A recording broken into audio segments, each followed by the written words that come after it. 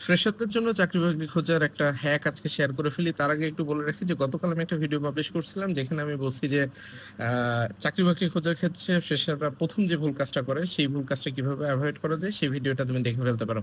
আজকের হ্যাকটা হইতেছে প্রথমত তুমি ইউনিভার্সিটিতে 1st ইয়ার, 2nd ইয়ার বা 3rd ইয়ার যে সময়ের ভিতরে আছো যত দ্রুত সম্ভব তোমার যে কাজটা করা উচিত, তুমি যেই সাবজেক্টে পড়ো না কেন, ওই সাবজেক্টটা পড়াশোনা করে তোমার ডিপার্টমেন্ট বা তোমার ইউনিভার্সিটি থেকে তোমার বড় ভাই বা সিনিয়র আপু বা ভাইয়া তারা কোন জায়গাগুলোতে বা কোন কোম্পানিগুলোতে কাজ-কাম করতেছে সেটা একটু খুঁজে বের করে ফেলা উচিত। সেটা খুঁজে বের করার সবচেয়ে ভালো প্ল্যাটফর্ম হইতেছে LinkedIn।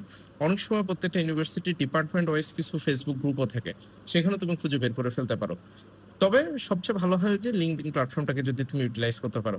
অনেক সময় আমরা যেটা হয় যে আমরা যে ডিপার্টমেন্টে পড়াশোনা করি সেই ডিপার্টমেন্টের বাইরের কোনো একটা আ ডি আ স্কিল নিয়ে বা বাইরের কোনো একটা টপিকে হয়তোবা আমরা কাজ-কাম করতে চাই। হয়তোবা এরকমও হতে পারে কেউ বাংলা, ইংলিশ বা লিটারেচারে পড়ে বাট তার প্রোগ্রামিং এর প্রতি ইন্টারেস্ট আছে।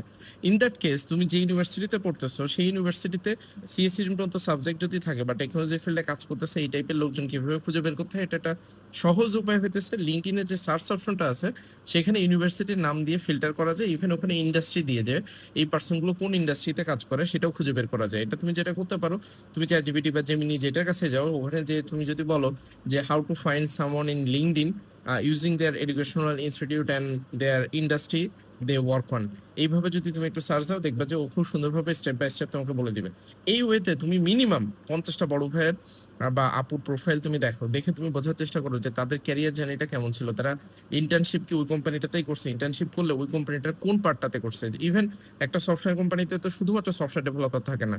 ওখানে টেস্টার কাজ করে, ওখানে ধরো প্রোডাক্ট ম্যানেজার আছে, প্রজেক্ট ম্যানেজার আছে, বিজনেস অ্যানালিস্ট আছে, নানা ধরনের কাজ-কাম আছে। এটা আমি সফটওয়্যার কোম্পানির এক্সাম্পল দিয়ে বলতেছি।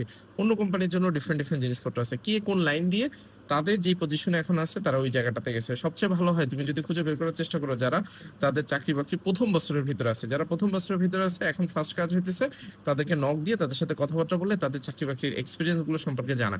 এবং এই প্রসেস এর ভিতর দিয়ে তোমার কাছে মিনিমাম ৫ টা থেকে ১০ টা কোম্পানির একটা শর্ট লিস্ট থাকবে যে আমি আগামী ৩ বছর বা ৪ বছর পরে বা আমার পড়াশোনা শেষ হয়ে যাওয়ার পরপরই বা 4th ইয়ার থেকে আমি চেষ্টা করব যে এই কোম্পানিতে কিভাবে একটা ইন্টার্নশিপ পাওয়া যায়, এই কোম্পানির ইন্টারভিউ প্রসেসটা কি সেটা সম্পর্কে যাতে আমি আগে থেকে জেনে ফেলতে পারি এবং এটা জানার সবচেয়ে ভালো উপায় ওই যে বড় ভাই বা বড় আপু। যার বড় ভাই বা বড় আপু নেই, তুমি র‍্যান্ডম মানুষজনকে ওই কোম্পানিতে নক দেওয়ার চেষ্টা করতে পারো। তুমি ১০০ জন মানুষকে নক দিলে অনেক ক্ষেত্রে দেখা যাবে যে 98% পিপল তোমাকে রিজেক্ট করবে। বাট যেই ২ জন তোমাকে বলবে ওই ২ জনের অ্যান্সারই তোমার লাইফে খুবই ভ্যালুয়েবল একটা জিনিস হবে বলে মনে হয়।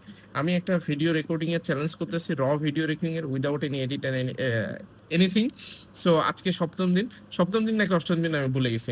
আমার খেয়াল নাই। ক্যাপশনের ভিতরে লিখে দিব। বাট আলহামদুলিল্লাহ মানে ৭ দিন যদি হয়ে থাকে কন্টিনিউ করতে পারছি আল্লাহর অশেষ রহমত। তোমরা একটু বেশি করে দোয়া করো। আর